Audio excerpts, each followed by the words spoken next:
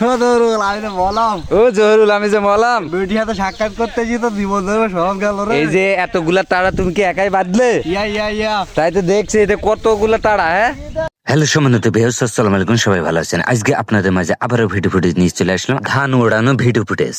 Hello সম্মানিত viewers, আসসালামু আলাইকুম, সবাই ভালো আছেন? আজকে আমরা সদাবাড়ি আবারও চলে আসলাম ধান ওড়ানো। দেখতে পাচ্ছেন কিভাবে আমরা ধান ওড়াইতেছি।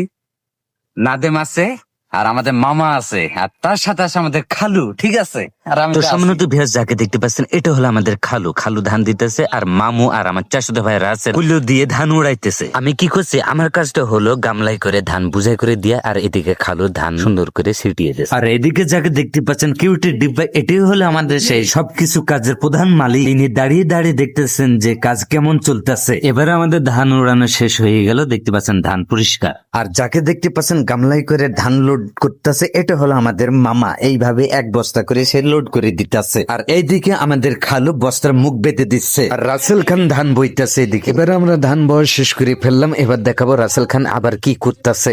আমি তো বললাম ও জহুরুল, আমি যে মলাম বেটি হাতে সাক্ষাৎ করতে গিয়ে তো জীবন ধরে সব গেল রে। এই যে এতগুলা তারা তুমি কি একাই বাঁধলে? ইয়া তাই তো দেখছি এটা কতগুলা তারা। হ্যাঁ, আর এদিকে যাকে দেখতে পাচ্ছেন আমাদের খালু এদিকে তারা বাঁধতেছে, আর এদিকে দেখতে পাচ্ছেন আমাদের সেই লিডার পর্যন্ত কাজ করতেছে। দেখতে পাচ্ছেন তারা বইতেছে। তো সম্মানিত ভিউয়ার্স, আজকে ভিডিও এই পর্যন্ত, সবাই ভালো থাকবেন, আল্লাহ হাফেজ।